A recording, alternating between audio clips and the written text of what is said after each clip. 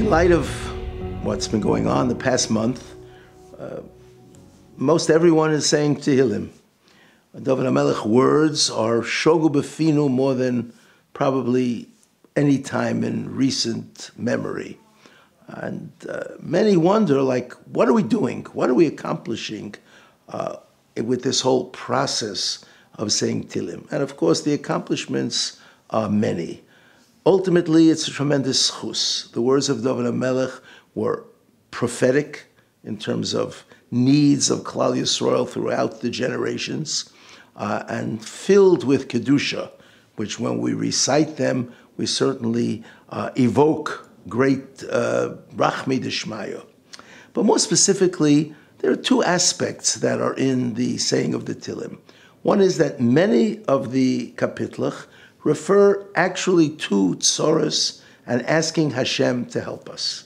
And we know the power of tefillah and the power of Tehillim, which may even be a special type of tefillah in the words, the prophetic words of David HaMelech. David HaMelech even asked that they should be equated to negoim v'olois. We don't find that he was answered, but they have a tremendous koyach. And the other thing, they are an enormous inspiration to be tochen. Most of the psukim that we say are inspiring us to put our trust in Hashem. And that is a power that works miracles.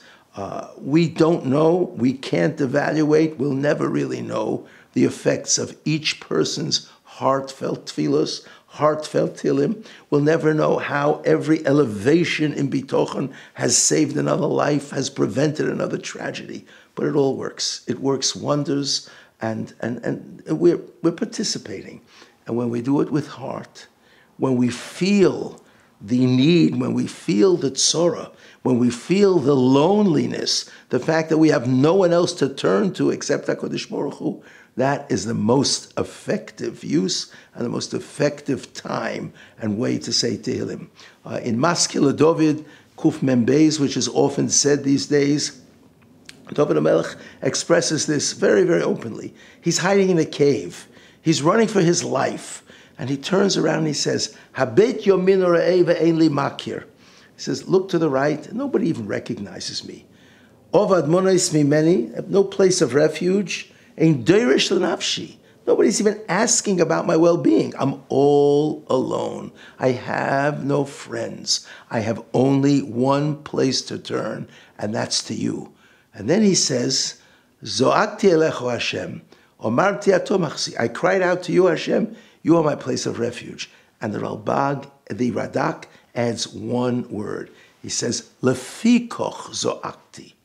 David HaMelech is expressing to us the loneliness that he has, the fact that no one could care less, the fact that he has no place else to turn and no one else who's even sympathetic with him.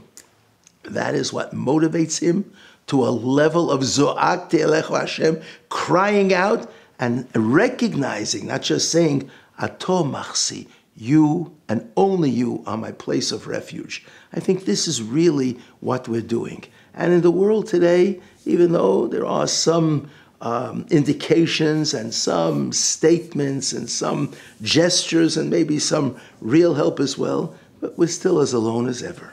And we've learned from this incident, maybe more than any other incidents in recent history, that ein lonu lishoin elo al Avinu shebashamayim.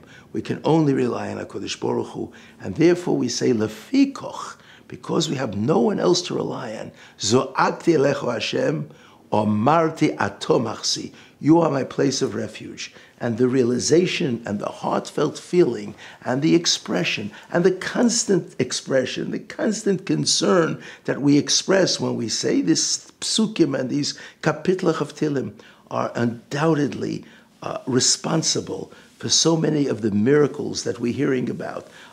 Those on the front are sending back stories of things, and they claim, they say, they recognize themselves could only be because of the tefillah. His service to tshuva that's taking place now in Eretz Yisrael and world over is certainly a real factor of the efficacy of our reciting David HaMelech's holy words from the Sefer Tehillim with a heartfelt concern for the matzav of Klal Yisrael.